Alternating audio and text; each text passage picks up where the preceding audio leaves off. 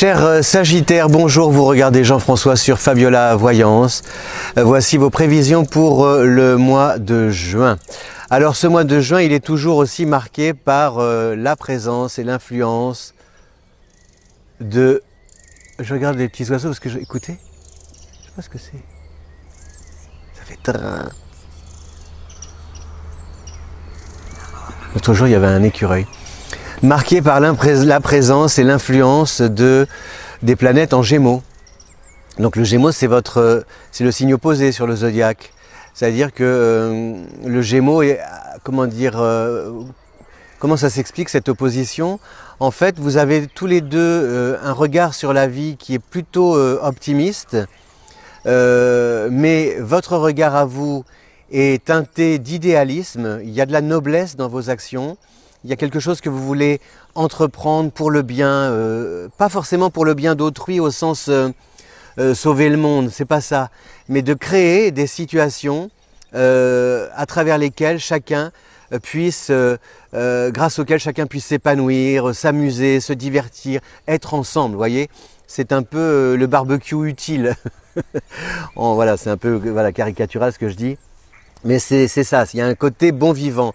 Alors que le Gémeaux, lui, le regard qu'il porte sur la vie, ce regard optimiste, c'est d'abord aussi quand même pour servir ses propres intérêts. Le Gémeaux est un signe égocentrique, c'est le premier signe d'air, c'est le cri du bébé à la naissance. Donc ce cri, il attire l'attention sur lui. Ah! Voilà. Et donc, alors ça signifie quoi, par exemple, ces planètes en Gémeaux qui forment un angle de 180 degrés, ce qu'on appelle une opposition avec le Sagittaire, ça,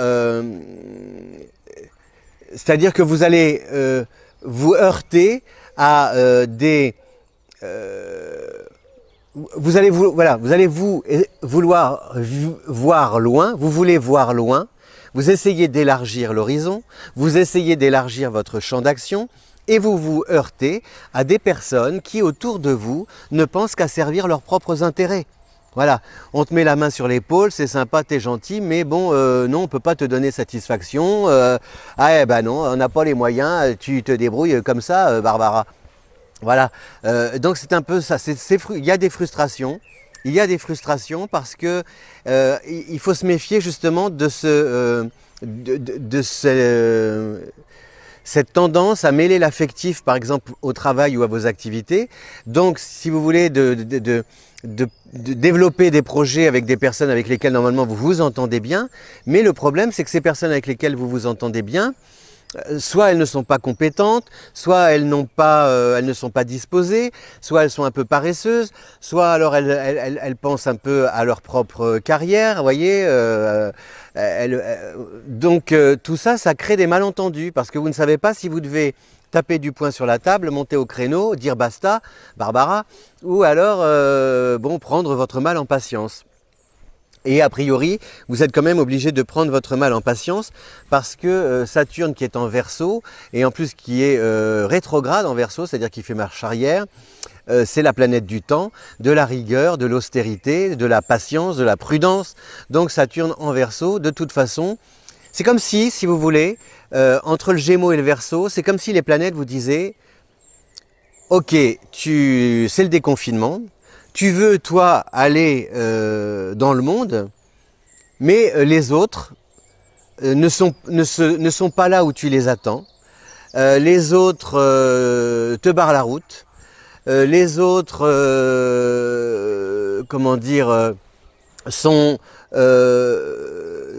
c'est pas qu'ils te tentent des pièges, non, mais ils te donnent des fausses promesses, ils te baladent, entre guillemets, vous voyez. Vous avez le sentiment d'être un peu baladé. Voilà, c'est un peu ça, ce qui peut se produire là. Et pareil sur le plan affectif, puisque Vénus est quand même en Gémeaux depuis le 4 avril et encore pour un bon moment, au moins je crois que c'est jusqu'en début août. Donc, sur le plan affectif, c'est un peu la solitude, elle est encore plus pesante. Et puis, par exemple, vous allez pouvoir peut-être échanger sur des réseaux sociaux et vous dire, tiens, c'est bien, on dirait que la mayonnaise, elle prend, on va fixer un rendez-vous, puis il ou elle ne vient pas. Enfin, il y a des choses comme ça qui sont un peu contrariantes. Mais vous êtes un signe, volontaire, combatif, excepté encore, pardon, attendez, ne quittez pas. excepté que Mars pardon pour le téléphone, je suis désolé, que Mars est en Poisson et que c'est pareil, ça forme un angle de 90 degrés. Donc attention de ne pas vous épuiser en pensant que la direction que vous allez suivre est la bonne et vous rendre compte que c'était un mirage et que cela vous a conduit dans l'impasse. Puisque Mars est une planète combative et le Poisson parfois est déconnecté de la réalité. Donc il y a ce risque-là. C'est un peu, vous voyez, c'est je ne peux pas avancer, ok. Je commence à tourner en rond, ça je ne le supporte pas, parce qu'un Sagittaire qui tourne en rond comme un lion en cage, ce n'est pas possible. Si je ne peux pas aller à droite, je vais aller à gauche. Si je ne peux pas aller à gauche, je vais aller derrière. Vous vous retournez, vous foncez sans avoir pris la peine de regarder ce qu'il y a derrière vous, et vous vous heurtez contre un mur. Vous vous heurtez à un mur. On se heurte contre on se heurte à un mur. Voilà. Donc c'est un peu, on sait que vous avez du ressort, mais physiquement ça peut être épuisant. Voilà. Il y a pour le Sagittaire la conjoncture, si vous voulez, elle vous recommande de prendre soin de vous réserver des plages de détente, de ne pas trop faire de plans, de ne pas repartir, vous savez, au triple galop. Vous êtes représenté par le centaure, donc c'est les flancs, les pattes du cheval et le buste d'un être humain, d'un homme. Donc là, il y a le cheval veut repartir, il piaffe d'impatience, normal, vous avez été confiné, vous avez été bloqué. A priori, vous ne pouvez pas encore tout de suite repartir comme ça au triple galop. Donc je résume les planètes. On a donc le Soleil en Gémeaux jusqu'au 20. On a ensuite Vénus en Gémeaux jusqu'à tout le mois et rétrograde à partir du 25. Donc la machine arrière, c'est pareil, il y a une remise en question sur le plan sentimental, savoir si vraiment vous êtes fait pour l'un pour l'autre, ou vivre ensemble, etc., etc.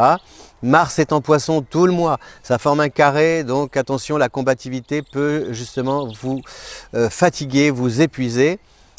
Jupiter, ça influence peu, et Saturne qui est en Verseau, donc c'est que vous avez pour mission d'apprivoiser le temps, c'est ça. Et comme vous êtes un signe, vous êtes la braise, il suffit de souffler sur la braise, c'était un petit moustique, il suffit de souffler sur la braise pour que le feu reprenne. Là en gros, non, le feu, vous pouvez vous essouffler à faire en sorte, à essayer, à tenter que le feu reprenne, parce qu'il a du mal à reprendre.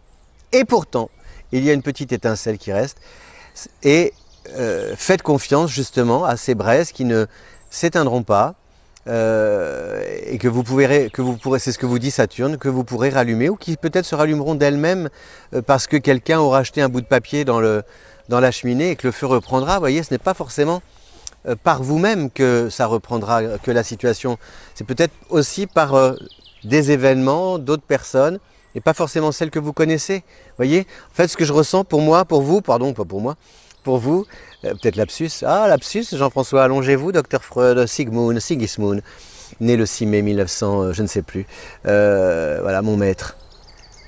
Ah oui, j'adorais Sigmund Freud. Voilà, j'ai des maîtres dans ma vie. Oh là là, vous vous dévoilez, Jean-François. Freud, Orson Welles,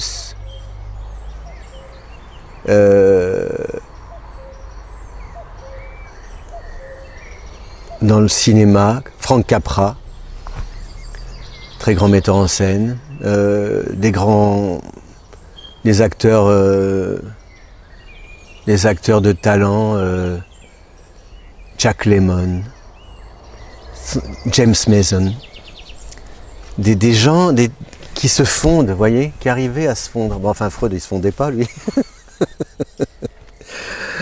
Mais bon, je crois beaucoup, voilà, un jour on en parlera peut-être, mais je crois beaucoup à la psychanalyse, parce que je pense que, contrairement à toutes les petites thérapies light, vous voyez, j'ai une copine qui me dit ça, elle est en Belgique, elle me dit, mais Jean-François, ce sont des thérapies light, c'est du light, le développement personnel, le petit coaching, c'est pour te mettre un petit peu en forme, mais c'est juste un peu des soporifiques, hein. Après tu reprends tes vieilles casseroles, elles sont toujours là.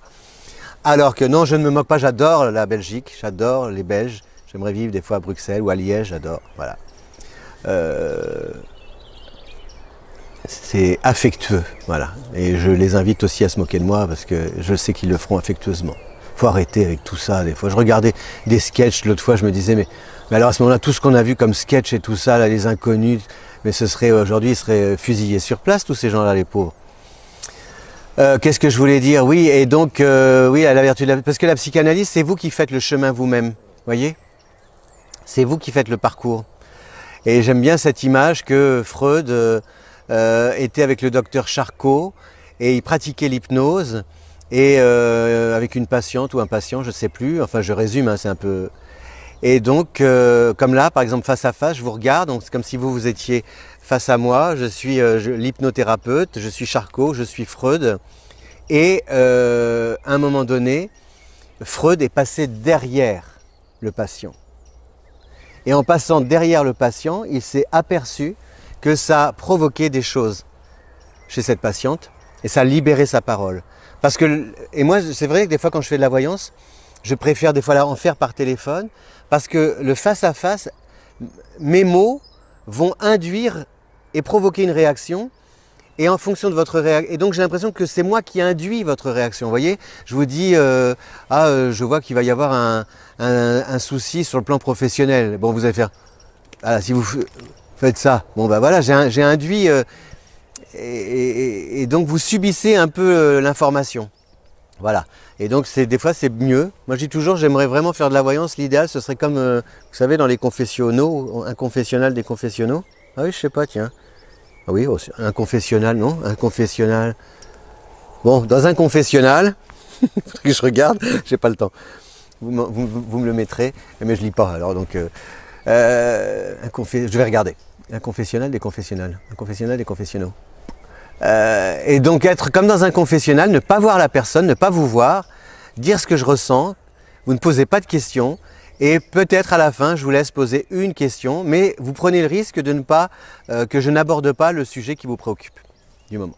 Voilà, cher Sagittaire, donc un mois un peu en dents de scie, un peu chaotique, je regarde encore les petites choses, oui, parce que voilà, mais on vous fait confiance pour tenir le choc. Surtout, ménagez-vous, c'est très important. Ne forcez pas si jamais vous voyez que ça bloque, que ça résiste. Le mot lâcher prise, je ne peux plus le supporter. Donc, patientez.